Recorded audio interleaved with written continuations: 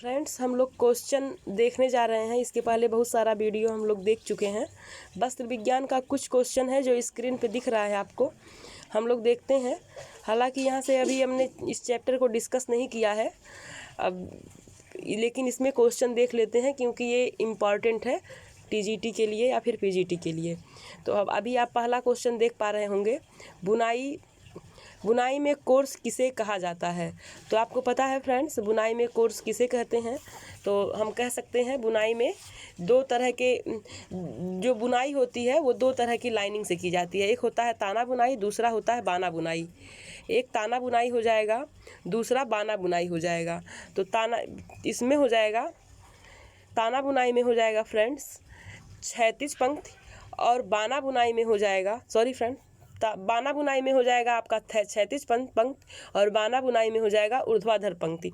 अब इसमें कहें कि कोर्स किसे कहेंगे, तो हम कहेंगे कि बुनाई में कोर्स क्षैतिज पंक्ति को कहेंगे।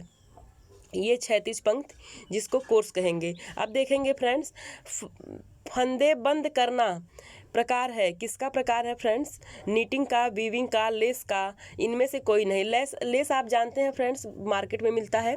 वीविंग मतलब बुनाई होती है, और नीटिंग इसका हो जाएगा फंदे बंद करना, तो ये नीटिंग का प्रकार है। रेसेल का प्रकार है, बताएं फ्रेंड्स रेसेल का क्या प्रकार हो जाएगा। रेसेल ये भी टीजीटी में क्वेश्चन आया हुआ है फ्रेंड्स। रेसेल का प्रकार कौन सा हो जाएगा, रेसेल हो जाएगा ताना बुनाई फ्रेंड्स। रेसेल हो जाएगा ताना बुनाई। जो हम बुनाई करते हैं फ्रेंड्स, आपको थोड़ा सा हम बता दे रहे हैं। बुनाई का जो धागा होता है, एक ऐसे लाइनिंग जाएगी जिसको हम कहते हैं ताना बुनाई, और एक लाइनिंग इधर से जाएगी जिसको हम कहते हैं बाना बुनाई। आप समझ पा रहे हैं। तो कोर्स किसे कहते हैं, तो हम क्षैतिज पंक्ति को कहेंगे जिसे बाना बुनाई कहते हैं। फिर आगे हम देखेंगे उल्टे फंदे की बुनाई, एक क्वेश्चन छूट गया है। बस बुने वस्त्रों की रानी किसे कहते हैं फ्रेंड्स। तो बार बार यहाँ से क्वेश्चन आता है। अरे इसको कहेंगे बुने वस्त्रों की रानी, तो हम कह देंगे मिले नीच को कहेंगे बुने वस्त्रों की रानी। उल्टे फंदे की बुनाई, उल्टे फंदे की जो बुनाई होती है, बुनाई का कौन सा प्रकार है, इसको ये बताएंगे अगर, तो ये हो जाएगा उल्टे फंदे की जो बुनाई करेंगे फ्रेंड्स। आपको पता है, अगर आप देखते होंगे किसी को स्वेटर बुनते हुए, तो आप देखेंगे इस तरह की कुछ लाइन होती है, इस तरह की, तो हम उसको कहते हैं उल्टा फंदा। तो वो अगर आप देखेंगे उठा करके इस तरह वाली लाइनिंग, तो उसको हम कहेंगे इस तरह की लाइनिंग, तो हम कहेंगे बाना बुनाई। आगे देखेंगे लीनो बुनाई को कहा जाता है। लीनो बुनाई को क्या कहेंगे, आप बताएं फ्रेंड्स, इजी सा क्वेश्चन है। तो ये हो जाएगा गाज बुनाई। हम पढ़ेंगे, डिटेल से पढ़ेंगे, अभी थोड़ा क्वेश्चन देख लेते हैं। फिर देखिए फ्रेंड्स, आगे बुनाई का प्रयोग पाइल बुनाई में किया जाता है। किस बुनाई का प्रयोग पाइल बुनाई में किया जाएगा। पाइल क्या होता है आप जान पा रहे होंगे फ्रेंड्स, बुनाई हम पढ़ेंगे तो अच्छे से बताएंगे। अभी हम यहाँ क्वेश्चन देख रहे हैं। तो पाइल बुनाई का प्रयोग किस में किया जाएगा, तो हम कहेंगे डायमंड ट्विल में पाइल बुनाई का यूज किया जाएगा। आगे देखेंगे किस बुनाई में आगे और पीछे एक ही डिजाइन होते हैं। फ्रेंड्स यहाँ आप देख पा रहे होंगे, जो लीनो बुनाई होती है और जो जैकार्ड बुनाई होती है, एक होता है कॉर्डिराल, ये तीनों नहीं होंगे, और ये होता है द्विवस्त्र, जिसे हम कहेंगे डबल। तो ये जो डबल होता है द्विवस्त्र, इसे कहेंगे हम दोनों तरफ आगे पीछे एक ही तरह की डिजाइन होगी, जिसे हम डबल बुनाई कह देंगे, या फिर डबल बुनाई कह देंगे, या फिर द्विवस्त्र कह देंगे। किस बुनाई में तीसरे धागे का प्रयोग किया जाता है। फ्रेंड्स जब बुनाई होती है तो आप बुनाई में पढ़ेंगे कई तरह के धागे का यूज होगा, तो उसमें एक धागा, दो धागा, और कहीं कहीं तीसरे धागे का भी यूज होता है। तो तीसरा धागा कपड़े को सजाने के लिए यूज होता है। तो ये किस बुनाई में यूज होगा, तो आप समझ पा रहे हैं, जब कपड़े को सजाने के लिए यूज होगा तो कौन सा हो जाएगा, ये फैंसी डिजाइन, फैंसी बुनाई के लिए हो जाएगा। फिर आप देख पा रहे होंगे बेलबेट है। बेलबेट क्या है फ्रेंड्स, कटी हुई पाइल है, बिना कटी हुई पाइल है, मुड़ी हुई पाइल है। आप अगर बेलबेट के कपड़े को याद कर पा रहे होंगे, एक टाइम में बहुत सारे कपड़े मार्केट में आते थे, मैक्सिमम लोगों को हम लोग पहनते हुए बचपन में देखते थे। तो अभी आप सोच के बताइए फ्रेंड्स, इसमें कौन सा होगा। बेलबेट जो है मुड़ी हुई पाइल भी कह देते हैं, और बिना कटी हुई पाइल भी होता है, तो इसमें हम कह सकते हैं कि ये उपयुक्त सभी होगा। आगे सिल्क और ऊन ब्लीच किया जाता है। तो सिल्क और ऊन को जो ब्लीच करते हैं, इसको घरेलू ब्लीच से ब्लीच किया जाता है। तो इसको हम कहेंगे हाइड्रोजन पराक्साइड से ब्लीच करेंगे, हाइड्रोजन पराक्साइड से इसको हम ब्लीच करेंगे, इसको हम हाइड्रोजन पराक्साइड से ब्लीच करेंगे फ्रेंड्स। आगे देखेंगे काटन को मर्सराइज्ड करने में प्रयोग किया जाता है। काटन को जब मर्सराइज करते हैं फ्रेंड काटन पे जब मर्सराइज करते हैं तो कौन से एसिड का यूज होता है, इसमें हम बताएंगे सोडियम हाइड्रोक्साइड। तो काटन, एक बात और समझिए फ्रेंड्स, काटन पे मर्सराइजिंग परिचर्या क्यों की जाती है, तो जो काटन होता है, काटन के का कपड़ा चमकदार बन सके, मजबूती आ सके, और ये जो काटन में एक समस्या होती है सूती वस्त्रों में बार बार सिकुड़ने की, उसको दूर किया जा सके, तो इसके लिए उस पर मर्सराइजिंग परिचर्या की जाती है। और मर्सराइजिंग परिचर्या के लिए सोडियम हाइड्रोक्साइड, ये ए ऑप्शन है, सोडियम हाइड्रोक्साइड का यूज होता है। फिर किस बुनाई में चमकदार सतह होती है, किस बुनाई में होती है फ्रेंड्स, आप देखें जो ट्विल बुनाई होती है इससे जीन्स बनते हैं। पाइल बुनाई आप जानते हैं कि पाइल बुनाई के बारे में हम लोग पीछे पढ़े हैं और आप जानते हैं क्या होता है। अब साटिन एक होता है, एक सैटिन होता है। यहाँ तो साटिन दिया है, सैटिन तो दिया नहीं है, तो हम कहेंगे ये जो बुनाई होगी साटिन बुनाई होगी, इससे चमकदार सतह का निर्माण होता है, चमकदार सतह बनती है। आगे देखेंगे फ्रेंड्स, बुनाई का आकार होता है, तो बुनाई का कौन सा आकार होगा, बुनाई का कौन सा लीनो बुनाई का आकार कौन सा होगा, तो इसको हम कहेंगे चिड़िया के आँख वाली, इसको हम कहेंगे 8 आकार की बुनाई। इसको हम डाबी बुनाई को चिड़िया की आँख वाली बुनाई कहते हैं, लेकिन लीनो बुनाई को हम कहेंगे 8 आकार की बुनाई। तो इसमें आप क्या जानेंगे, लीनो बुनाई में 8 आकार की बुनाई जो होती है वो लीनो बुनाई होती है। अब देखेंगे फ्रेंड्स, किस बुनाई को चिड़िया की आँख वाली बुनाई कहते हैं, अभी पीछे बताए हैं। डॉबी बुनाई जो होती है उसको चिड़िया के आँख वाली बुनाई कहते हैं। फिर वस्त्र को परिसज्जा की आवश्यकता क्यों पड़ती है, आप जानते हैं फ्रेंड्स, आप यहाँ समझिए, पहले जो होता हमको मिलता है रेशा मिलता है, रेशे के बाद हमें तंतु मिलता है, सॉरी तंतु और रेशा तो एक ही चीज़ है, यहाँ काट दे रहे हैं। पहले हमको जो है रेशा मिलेगा, रेशा को ही तंतु कहते हैं, और तंतु से धागा बनेगा, धागे से क्या बनेगा फ्रेंड्स, धागे से कपड़ा बनेगा, और कपड़े से पहनने योग्य कपड़ा बनेगा, पहनने योग्य कपड़ा बनेगा। फ्रेंड्स, ये जो पहनने योग्य कपड़ा है, आप देखिए जो रेशा बना, रेशे में स्पिनिंग की प्रक्रिया हुई, कौन सी प्रक्रिया हुई, इस पे स्पिनिंग की प्रक्रिया हुई, स्पन बस लिख दे रहे हैं, आप जान जाइएगा, स्पन, ठीक है। ये स्पिनिंग की प्रक्रिया जब हुई तो धागा बना, धागे से जब बुनाई हुई, नीटिंग हुआ, तो बुनाई के बाद ये कपड़ा बना। अब ये जो कपड़ा है ये करघे से उतरेगा, करघे से जब उतरेगा तो ये पहनने योग्य नहीं होगा, इस पर कई तरह की फिनिशिंग करनी पड़ेगी, फिनिशिंग करने के बाद ये होगा पहनने योग्य कपड़ा। तो जो कपड़ा उतरता है करघे से, इसे हम ग्रे गुड्स कहते हैं, क्या कहते हैं, ग्रे गुड्स कहते हैं। अब ग्रे गुड्स पे फिनिशिंग जब हो जाएगी तब ये पहनने योग्य कपड़ा हो जाएगा। तो परिसज्जा की आवश्यकता क्यों पड़ेगी फ्रेंड्स, तो देखिए, वस्त्र के स्वरूप व सुंदरता को बढ़ाने के लिए, उपयोगिता बढ़ाने के लिए, रख रखाव को सरल करने के लिए। तो आप इसमें बताएंगे उपयुक्त सभी होगा,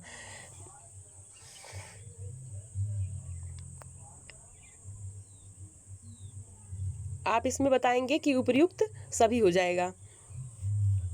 ये क्यों, क्योंकि जो परिसज्जा होगी वो वस्त्र की सुंदरता भी बढ़ाएगी। जो हम कपड़े लेके आते हैं मार्केट से, कई ऐसे रेशे होते हैं जिनका पता ही नहीं चलता है ये किस तंतु के बने हुए हैं, लेकिन उस पर इतनी अच्छी परिसज्जा दी गई होती है कि हमारे आंखों को भा जाता है और हम अच्छा दाम दे करके चले आते हैं, जब हमको रेशे की जानकारी नहीं होती है, फाइबर या फैब्रिक की जानकारी जब हमें नहीं होती है।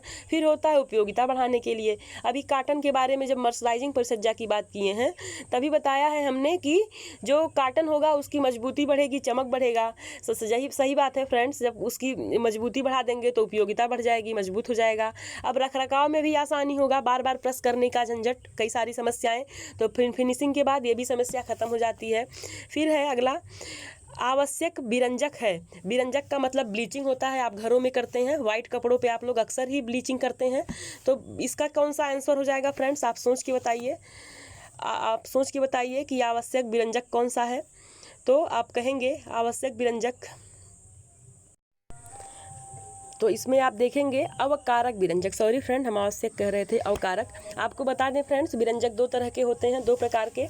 एक होता है आक्सीकारक विरंजक, आक्सीकारक विरंजक कह सकते हैं, ऑक्सीकारक, 1 मिनट सॉरी फ्रेंड्स, एक कह सकते हैं आक्सीकारक विरंजक, ऑक्सीकारक, ऑक्सी बस लिख रहे हैं। और दूसरा होता है अवकारक विरंजक, यहाँ लिख देते हैं अवकारक, यहाँ अब लिख दे रहे हैं। एक होता है ऑक्सीकारक विरंजक, दूसरा होता है अवकारक विरंजक। ऑक्सीकारक विरंजक वो होता है फ्रेंड्स, जैसे कि सूर्य की किरणें अगर हम व्हाइट कपड़ा धूप में डाल दें तो उसमें से बहुत सारे कलर उड़ जाते हैं, तो क्या करता है, वो भी कपड़ों का ब्लीच कर देता है। ठीक है, तो ये हो गया ऑक्सीकरण। अब इसमें कौन सा हो जाएगा ऑक्सीकरण में, तो हम कह देंगे सोडियम हाइपोक्लोराइड। इसमें सोडियम हाइपोक्लोराइड हो जाएगा, सोडियम हाइपोक्लोराइड। और फिर क्या हो जाएगा hydrogen peroxide, hydrogen peroxide, hydrogen peroxide. फिर कौन सा हो जाएगा खुली हवा, सूर्य, धूप और प्रकाश, ये घास और नमी। आप जानते हैं जो कपड़े फ्रेंड्स धोबी धुलने के लिए ले जाते हैं वो घास पे सुखाते हैं, तो घास भी ब्लीच का काम करता है, तो कह सकते हैं खुली हवा, खुली हवा, घास और सूर्य का प्रकाश, सूर्य का प्रकाश, ये सब कौन सा विरंजक हो जाएंगे फ्रेंड्स, तो ये हो जाएंगे ऑक्सीकारक विरंजक। अब अगर अवकारक की बात करें, अब अगर अवकारक विरंजक की बात करें, अवकारक, आपके क्वेश्चन में अवकारक पूछ रहा है इसलिए और ध्यान दीजिएगा। तो इसमें हम 2-3 की चर्चा कर ले रहे हैं। पहला हो जाएगा सोडियम बाइसल्फाइड, इसमें हो जाएगा पहला sodium bisulphide, sodium bisulphide.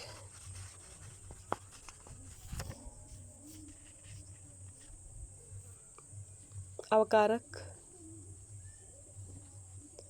Sodium bisulphide,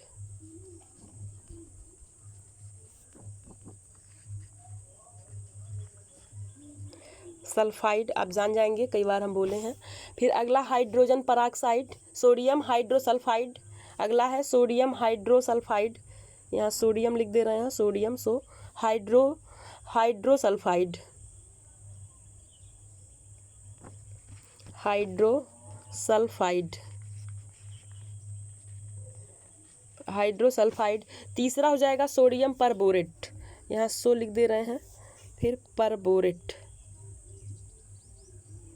तो आपको पता चल गया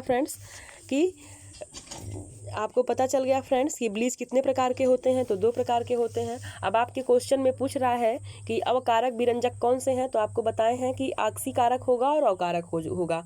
तो इसमें कौन सा हो जाएगा फ्रेंड्स, सोडियम हाइड्रोक्साइड या फिर हाइड्रोजन पराक्साइड, सोडियम हाइपोक्लोराइड या फिर सूर्य की किरणें। आपको पता है सूर्य की किरणें कौन सा हो जाएगा, तो ये ऑक्सीकारक हो जाएगा, सोडियम हाइड्रोसल्फाइड। अभी आपको बताए हैं sodium hydrosulphide, sodium bisulphide, sodium perborate, ये कौन से विरंजक होंगे, तो अवकारक विरंजक होंगे। तो हम कहेंगे ऑप्शन ये सही है।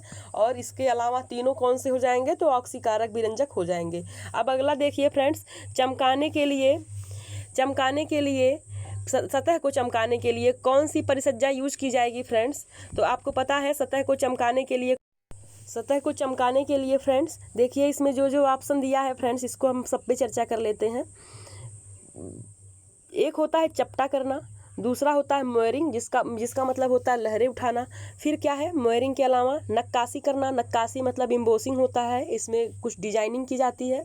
फिर अगला है ग्लेजिंग, ग्लेजिंग का मतलब होता है फ्रेंड्स वस्त्रों की सतह को अत्यधिक चमकदार बनाना, और इस परिसज्जा में इसी परिसज्जा को ग्लेजिंग कहते हैं। लेकिन ग्लेजिंग से पहले साइजिंग किया जाता है। ठीक है फ्रेंड्स, अब हम परिसज्जा पढ़ेंगे तो डिटेल से पढ़ेंगे। आप इस क्वेश्चन का आंसर जानिए कि सतह को चमकाने के लिए कौन सी परिसज्जा, तो ग्लेजिंग परिसज्जा। फिर अगला है मर्सराइजिंग परिसज्जा। आपको पहले ही पता चला था कि मर्सराइजिंग परिसज्जा किस पे की जाएगी, तो कॉटन पे की जाएगी। और कॉटन कौन सा रेशा होता है, तो सेल्यूलोजिक रेशा होता है। अब इस क्वेश्चन से आप जान पा रहे हैं फ्रेंड्स, जितने भी सेल्यूलोजिक रेशे होंगे उस पर मर्सराइजिंग परिसज्जा की जाएगी। आपको जब हम रेशों का वर्गीकरण पढ़ाए थे तो उसमें हमने बताया था कि रेशे कितने तरह के होते हैं। तो रेशों में जो प्राकृतिक रेशे होते हैं, यहाँ पर आप बस लिख रहे हैं, इसके तीन टाइप। पहला क्या बताया था हमने, वनस्पतिक। दूसरा क्या बताया था, खनिज। ठीक है, फिर क्या बताया था, प्राणिज। प्राणीज। अब ये जो वनस्पतिक जगत से होंगे फ्रेंड्स, आपने कार्बोहाइड्रेट जब पढ़ा होगा तो आपको पता चल पाया था कि सेल्यूलोज क्या होता है, फाइबर क्या होता है, उसमें आप अच्छे से समझ पाए रहे होंगे। तो जो वनस्पतिक जगत से प्राप्त होगा, पेड़ पौधे से प्राप्त होगा, वो निश्चय ही सेल्यूलोजिक रेशा होगा। चाहे वो कपास की बात करें, कपास हो जाए, ठीक है, जूट हो जाए, लिनन हो जाए, सन हो जाए, जितने भी आ जाएंगे ये जितने वनस्पतिक जगत से आएंगे वो सब सेल्यूलोजिक फाइबर होंगे। अब सेल्यूलोजिक फाइबर पे फ्रेंड्स कौन सी परिसज्जा हो जाएगी, तो मर्सराइजिंग परिसज्जा हो जाएगी। मैक्सिमम कॉटन के लिए पूछा जाता है। और इसमें हम लोग कौन सा विरंजक यूज किए थे, इसमें कौन सा हम लोग यूज किए थे, ये हम लोग पहले पढ़ चुके हैं। ये हो जाएगा सेल्यूलोजिक रेशा, मर्सराइजिंग प्रक्रिया। अब रासायनिक परिसज्जा की अगर बात करें तो इसमें रासायनिक परिसज्जा कौन सी होगी फ्रेंड्स। अब इसमें जितना ऑप्शन दिया है सब पे अगर हम दृष्टि डालें रासायनिक परिसज्जा, तो फ्रेंड्स परिसज्जा दो तरह की होती है। एक होती है यांत्रिक परिसज्जा, यांत्रिक परिसज्जा। दूसरा होता है रासायनिक परिसज्जा, रसायन भी बस लिखा रहा है, ठीक है। दो तरह की परिसज्जा होगी। अब जिसमें यंत्र का यूज होगा वो यांत्रिक परिसज्जा, जिसमें केमिकल का यूज होगा वो हो जाएगा रासायनिक परिसज्जा। अब इसमें आपके क्वेश्चन में पूछ रहा है फ्रेंड्स, यहाँ क्वेश्चन में पूछ रहा है कि रासायनिक परिसज्जा कौन सी होगी, तो आप देखिए सेन्फोराइजिंग, इसका मतलब होता है वस्त्र को सिकुड़ने से रोकना। इसमें यंत्र का यूज होगा, वस्त्र को सिकुड़ने से रोकेगा, ये सिकुड़न अवरोधक है, ठीक है। अब अगला है ग्लेजिंग। अभी आप इसके पहले देखे हैं ग्लेजिंग का क्या काम है, तो वस्त्रों की सतह को चमकदार बनाना। ये चमकदार बनाएगा, चमकदार, ये क्या करेगा, ये चमकदार बनाएगा। अब अगला है आपका मर्सराइजिंग। इसमें आप जानते हैं मर्सराइजिंग कॉटन पे किया गया था और इसमें केमिकल यूज हुआ था। फिर है कैलेंडरिंग, इसका मतलब क्या होता है, वस्त्र को चिकना करना, ये चिकना करेगा। लेकिन इन सब में किसका यूज हो रहा है, तो इसमें यंत्र का यूज हो रहा है, इसलिए ये यांत्रिक परिसज्जा है। इसमें एक ही परिसज्जा बचती है, वो है मर्सराइजिंग परिसज्जा, जिसमें केमिकल का यूज हो रहा है। तो जिसमें केमिकल का यूज होगा यानी रसायन का यूज होगा वो होगा रासायनिक परिसज्जा। आप समझ पा रहे होंगे। इसी तरह आप आगे भी कॉन्सेप्ट को समझ के क्वेश्चन कर सकते हैं। फिर आगे देखिए, चमक कम करने के लिए परिसज्जा, कौन सी परिसज्जा होगी चमक कम करने के लिए परिसज्जा वस्त्रों के लिए उपयुक्त है, ठीक है। अब देखिए फ्रेंड्स, ये आपका जो रेशम और ये लिनन, ये दोनों प्राकृतिक रेशे हैं। अब ये प्राकृतिक है तो ह्यूमन फ्रेंडली होंगे। इसमें बहुत ज़्यादा फिनिशिंग तो इस पर भी आवश्यक होता ही है, लेकिन चमक कम करने वाली फिनिशिंग की आवश्यकता नहीं होती है। लेकिन जो संश्लेषित रेशे होंगे यानी कृत्रिम फाइबर होगा, ये इसमें बहुत ज़्यादा चमक होती है क्योंकि ये केमिकल से बना होता है और इसमें ऐसी चमक होती है जो आँखों में चुभे। और इन चमक को कम करने के लिए ये संश्लेषित फाइबर हो जाए या कृत्रिम हो जाए। इसमें आप जानते हैं नायलॉन का रेशा या फिर और भी कई सारे कृत्रिम रेशे हैं जिसमें चमक कम करने के लिए कई सारे केमिकल का यूज किया जाता है। कृत्रिम या संश्लेषित रेशा कह सकते हैं। तो इसमें आप क्या कहेंगे, चमक कम करने के लिए परिसज्जा संश्लेषित वस्त्रों पर किया जाएगा। आपको सीधा सा कॉन्सेप्ट क्लियर है। अब आप देखिए अगला, रीड क्या है, लूम का भाग है, मर्सराइजिंग प्रक्रिया का भाग है, बुनाई का भाग है, सभी का भाग है। मर्सराइजिंग कॉटन के वस्त्रों पे किया जाता है जिसमें केमिकल का यूज होता है। बुनाई आप सभी जानते हैं कि बुनाई आपके घरों में भी बहुत लोग बुनाई करते होंगे। और लूम की बात करें तो ये जो है इससे कपड़े को गुजारा जाता है। लूम एक यंत्र है कह सकते हैं जिसमें रीड लगा होता है। अब इसको हम लोग डिटेल से बाद में पढ़ेंगे। तो लूम का भाग क्या है, रीड हो जाएगा। रीड मतलब कंघी भी होता है, ये रेशे को कंघी करने का काम करता है, मशीन के अंतर्गत ही आएगा। अब आगे देखेंगे गृह व्यवस्था की प्रक्रियाएं हैं। तो मैनेजमेंट में, अभी मैनेजमेंट तो यूट्यूब पे मैंने नहीं डाला है, लेकिन जिस क्लास का ये स्पेशली है वहाँ तो इसको पढ़ाया भी गया है। तो गृह व्यवस्था की प्रक्रियाएं हैं तो आप कहेंगे आयोजन, संगठन, नियंत्रण और मूल्यांकन, ये सभी गृह व्यवस्था की प्रक्रियाएं हैं। यहाँ ऑप्शन में 3 दिया है, आयोजन या नियोजन, संगठन और मूल्यांकन, यानी उपयुक्त सभी हो जाएगा। अब आगे देखेंगे पारिवारिक जीवन चक्र अंतिम अवस्था है। पारिवारिक जीवन चक्र की अंतिम अवस्था तो कौन सी अवस्था हो जाएगी। देखिए फ्रेंड्स, पारिवारिक जीवन चक्र की 3 अवस्थाएं होती हैं। एक होता है प्रारंभिक अवस्था जिसमें शादी होती है। दूसरा होता है विस्तृत अवस्था जिसमें जिसमें परिवार थोड़ा बड़ा हो जाता है, उनके बच्चे हो जाते हैं, बच्चे स्कूल जाने लगते हैं, घर में भी बहुत सारा काम होता है। तो अवस्थाएं कितने तरह की होंगी? 3 तरह की होंगी। एक प्रारंभिक अवस्था हो जाएगी, प्रारंभिक अवस्था। दूसरा विस्तृत अवस्था हो जाएगा, और तीसरा संकुचित अवस्था हो जाएगा, संकुचित अवस्था हो जाएगा। प्रारंभिक में क्या होगा? इसमें जो नवविवाहित दंपति है, प्रारंभिक अवस्था में क्या हो जाएगा? प्रारंभिक अवस्था में जो इसमें नवविवाहित दंपति है फ्रेंड्स, ये इसमें इनकी शादी होगी, ठीक है, तो इनका परिवार छोटा होगा। दूसरे में जो विस्तृत अवस्था है, इनके बच्चे हो जाएंगे। द्वितीय जो अवस्था होगी, द्वितीय अवस्था या विस्तृत अवस्था भी दोनों ही कहते हैं, इसको पूछ लेता है। द्वितीय अवस्था या विस्तृत अवस्था कह देंगे इसको, विस्तृत अवस्था। इसमें इनके शादी के बाद इनके बच्चे होंगे, परिवार बढ़ेगा, घर में भी काम बढ़ जाता है, जिम्मेदारियाँ बढ़ जाती हैं। तो इसमें क्या बढ़ेगा? जिम्मेदारी बढ़ जाएगा, और समय की कमी हो जाएगी, धन की कमी हो जाएगी, शक्ति की कमी हो जाएगी, क्योंकि कार्य ज़्यादा है। फिर अगला आता है फ्रेंड्स संकुचित अवस्था। संकुचित अवस्था, ये अवस्था कौन सी होगी? संकुचित अवस्था में बच्चे बड़े हो जाएंगे, कार्य कम हो जाएगा, धन की भी कमी हो जाएगी, क्योंकि पढ़ाई लगभग पूरी हो चुकी होती है, बच्चे कमाने लगते हैं। तो अगर हम बात करें, इसमें कह रहा है पारिवारिक जीवन चक्र की अंतिम अवस्था कौन सी है, तो देखिए फ्रेंड्स 3 ही अवस्था होती है। संकुचित अवस्था जो होती है सेवानिवृत्त अवस्था होती है। रिटायरमेंट के बाद भी आदमी का कह सकते हैं दायरा थोड़ा सीमित हो जाता है, लेकिन अगर हम अवस्थाओं की बात करें तो 3 ही अवस्था होती है, प्रारंभिक अवस्था या द्वितीय और विस्तृत अवस्था, और फिर संकुचित अवस्था। संकुचित अवस्था में रिटायरमेंट होना स्वाभाविक है, लेकिन जरूरी नहीं है रिटायरमेंट के बाद अवस्था संकुचित हो जाए। उसमें बच्चों की पढ़ाई पूरी हो चुकी हो, या फिर शादी हो चुकी हो, जिम्मेदारियों से व्यक्ति मुक्त हो चुका हो, तो हम इसमें सीधा सीधा आप जानेंगे कि इसमें संकुचित अवस्था ही सही ऑप्शन होगा। अब अगर आप अगले क्वेश्चन की बात करें फ्रेंड्स, अगला क्वेश्चन क्या है? समय व्यवस्थापक या निर्धारक तत्व कौन से होंगे? तो आप बताइए फ्रेंड्स, समय विस्थापक या निर्धारक तत्व कौन से होंगे? समय मूल्य, समय क्रम, समय मानक, उपयुक्त सभी। तो आप कह देंगे इसमें उपयुक्त सभी। फिर है गृह निर्माण की विभिन्न प्रक्रियाओं का शक्ति मूल्य है, क्या हो जाएगा? गृह निर्माण की विभिन्न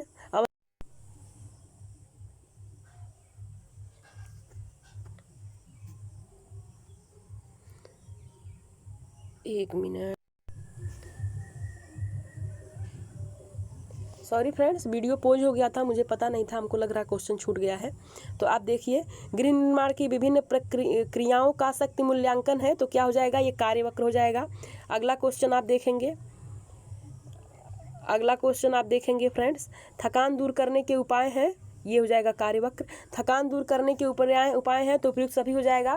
प्रेरणा भी हो जाएगा, विश्राम भी हो जाएगा, और कार्य में परिवर्तन भी हो जाएगा। जब हम एक कार्य करने से उब जाएं तो हमें कार्य परिवर्तित करने पे हमारा थकान कुछ कम हो जाता है। विश्राम के बाद हम वैसे भी तरोताज़ा महसूस करते हैं। और प्रेरणा एक ऐसी कंडीशन है, हम कितना भी श्रम किए हो फ्रेंड्स, अगर हमारी आंतरिक शक्ति जागृत है और हम किसी कार्य को करने के लिए इच्छुक हैं तो हमें थकान बिल्कुल भी नहीं लगती है, और हम हमेशा ही एनर्जेटिक होकर अपने कार्य को ढंग से करते हैं। फिर अगला है प्रेशर कुकर का भाग नहीं है, तो आप सभी जानते हैं ढक्कन, बर्नर, वेट ये सब कुकर के भाग होंगे, लेकिन जाली कहीं कुकर में लगा नहीं होता है, तो जाली हो जाएगा। रहन सहन के स्तर को कौन प्रभावित करेगा? फ्रेंड्स इसमें तो समझाना ही नहीं है। परंपरा, आर्थिक दशा और शिक्षा, ये तीनों ही रहन सहन के स्तर को प्रभावित करती हैं। मान लीजिए हम लोग इंडिया में रहते हैं, हमारे यहाँ का कल्चर जो है हम उसके अकॉर्डिंग चलेंगे, ना कि हम ब्रिटेन और अमेरिका को कॉपी करेंगे। अगर हम ऐसा करते हैं, हमारे पास बहुत पैसा है, अगर तब भी हम ऐसा करते हैं तो कहीं ना कहीं हंसी के पात्र बनते हैं। तो मैक्सिमम चीज़ें हमारी परंपराओं से, जैसे हमारे त्यौहार हो गए, हमारा रहन सहन, कुछ भी, तो हम कहेंगे परंपरा हमारे रहन सहन को प्रभावित करती ही करती है। शिक्षा का स्तर तो प्रभावित करेगा ही। शिक्षा का स्तर इसलिए प्रभावित करेगा क्योंकि शिक्षा ही देश को महान बनाता है। आप पुराना स्टेटमेंट है, आप जानते हैं। शिक्षित व्यक्ति जिसका जीवन स्तर एक अशिक्षित व्यक्ति के जीवन स्तर से बिल्कुल भी डिफरेंट होगा, क्योंकि वो सोच समझ के अपने पैसे को अच्छी जगह इन्वेस्ट कर पाएगा। उसको पता होगा कहाँ आवश्यक है, कहाँ अनावश्यक है, किस तरह का क्या किया जाए कि हम स्वस्थ रह पाएँ, सुखी रह पाएँ। आगे हम देखेंगे रहन सहन के स्तर को प्रभावित करने वाले दूसरे कारक, तो शिक्षा हो गया, परंपरा हो गया, आर्थिक दशा। आर्थिक दशा फ्रेंड्स एक ऐसा कॉन्सेप्ट है कि ये रहन सहन के स्तर को निश्चय ही प्रभावित करता है। अगर इकोनॉमिकल कंडीशन अच्छी है तो जीवन स्तर भी थोड़ा ऊंचा होता है। अगर इकोनॉमिकल कंडीशन निम्न है तो हम चाह करके भी बहुत आवश्यक चीज़ों का अपने घर में नहीं रख सकते हैं, अपने जीवन स्तर को ऊपर नहीं उठा सकते हैं। इसीलिए हम लोग जब मैनेजमेंट पढ़ते हैं तो हम लोग पढ़ते हैं बचत का बजट। जब धीरे धीरे हम बचत करते हैं तो हमारा एक ठीक ठाक बजट तैयार होता है, जिससे हमारी आर्थिक दशा अच्छी हो पाती है। तो हम कहेंगे रहन सहन के स्तर को कौन प्रभावित करेगा, तो उपयुक्त सभी। इसमें कौन सा हो जाएगा, उपयुक्त सभी हो जाएगा। अब देखेंगे संकुचित अवस्था का चरण है, कौन सा हो जाएगा, तो ये सेवानिवृत्ति। फिर है मानवीय संसाधन। संसाधन फ्रेंड्स दो तरह के होते हैं, दो प्रकार के होते हैं। संसाधन दो प्रकार के होते हैं, कौन कौन से, तो एक होता है मानवीय संसाधन, दूसरा होता है अमानवीय। एक मानवीय होगा, एक अमानवीय होगा, ठीक है, ये पहला ये दूसरा। मानवीय वो होगा जो व्यक्ति के अंदर निहित होगा, जैसे हमारा ज्ञान, हमारा कौशल, हमारी रुचि, ठीक है, ये सब हमारे अंदर, हमारा टैलेंट, ये सब हमारे अंदर की चीज़ें, हमारी शक्ति, ये सब हमारा मानवीय संसाधन है। अमानवीय क्या हो जाएगा, भौतिक वस्तुएं, ठीक है, भौतिक वस्तुएं जितनी भी होंगी, जैसे कि ये पेन हम यूज कर रहे हैं, या हम मोबाइल यूज कर रहे हैं, मोबाइल में जितने भी ऐप यूज कर रहे हैं, या फिर और भी कई सारी चीज़ें जो हम डेली लाइफ में यूज करते हैं, वो सारे अमानवीय चीज़ें हो जाएंगी जो हमारे अंदर निहित नहीं है। तो मानवीय संसाधन दो तरह के, एक मानवीय जो हमारे अंदर निहित है, दूसरा अमानवीय जो बाहर की चीजें हैं, भौतिक वस्तुएं हैं। तो इसमें कह रहा है मानवीय संसाधन कौन है, तो आप जानते हैं धन। धन अमानवीय संसाधन है। धन कौन सा संसाधन है, तो यह अमानवीय है। फिर वस्तुएं, सभी वस्तुएं कौन सी हो जाएंगी, भौतिक वस्तु हो जाएंगी, तो सभी अमानवीय हो जाएंगी। अब इसमें रुचि की बात की गई है, तो ये हमारा मानवीय संसाधन है। और अगर समय की बात करें तो समय मानवीय और अमानवीय दोनों ही संसाधन होते हैं।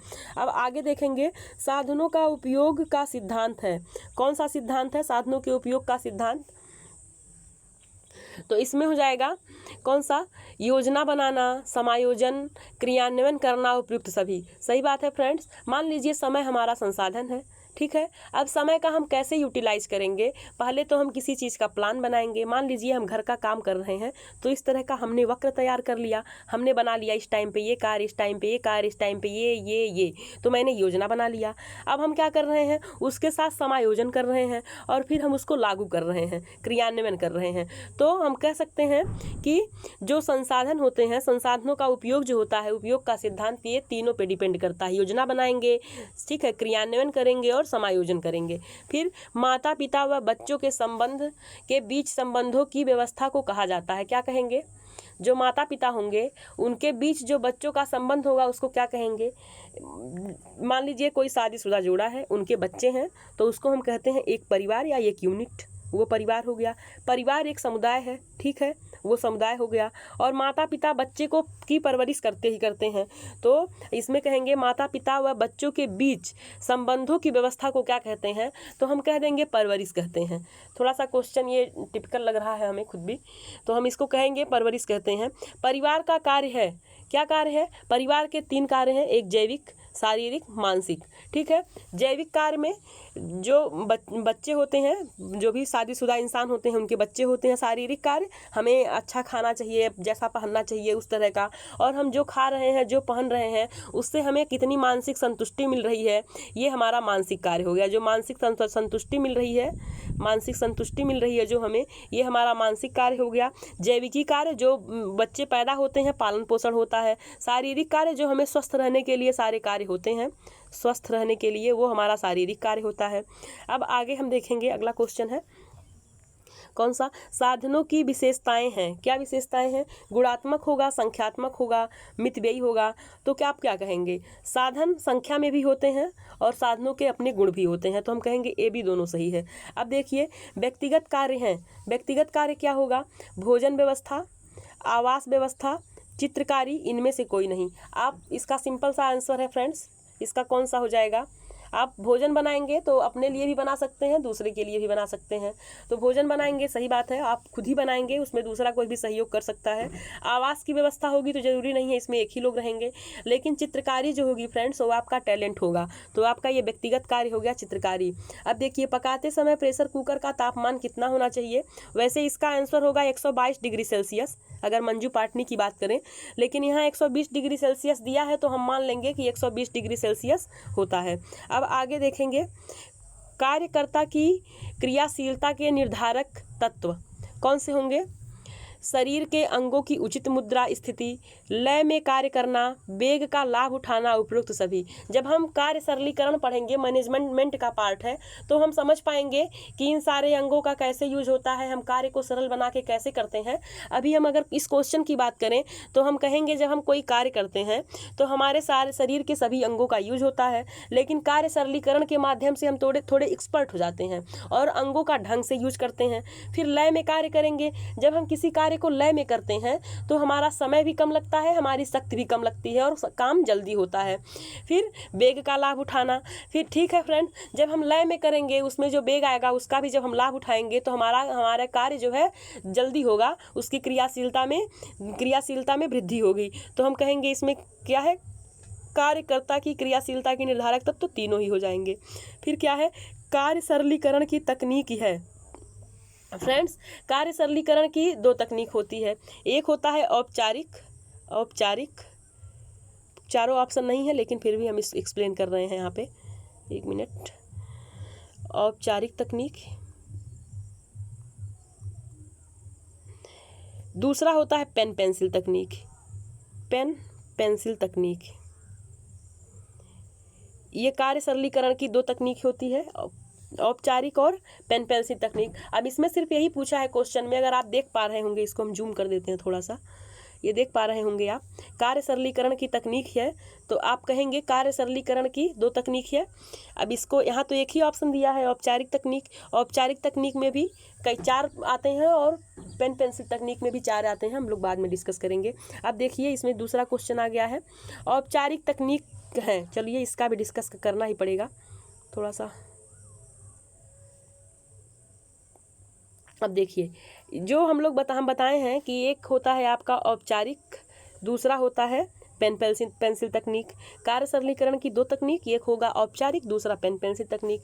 तो जो औपचारिक तकनीक होगा इसके चार पार्ट होंगे। पहला क्या हो जाएगा इसमें क्या हो जाएगा, micro cyclo motion, multi motion जिसे कहते हैं, वॉच जिसको स्टॉप वॉच कहते हैं, और उसके बाद है पेन पेंसिल में जिसमें पाथवी चार्ट आ जाएगा, ऑपरेशन चार्ट आ जाएगा, मल्टी मैन चार्ट आ जाएगा। ठीक है फ्रेंड्स, तो अगर आप औपचारिक तकनीक की बात करें तो माइक्रो साइक्लो मोशन वॉच, इसको हम टिक से ही याद करते हैं क्योंकि थोड़ा सा याद करने में कठिनाई होती है।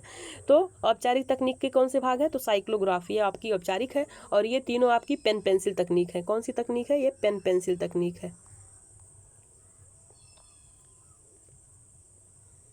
ये आपकी पेन पेंसिल तकनीक थी। अब आगे आप देखेंगे अमानवीय संसाधन नहीं है, कौन सी नहीं है फ्रेंड्स, आपको हम पहले ही बताए हैं, साधन दो तरह के होते हैं, दो प्रकार के, एक मानवीय होता है, दूसरा अमानवीय होता है। अमानवीय में कौन सी आ जाएंगी, जो भी भौतिक वस्तुएं होंगी, और जो हमारे अंदर निहित होगा वो मानवीय हो जाएगा।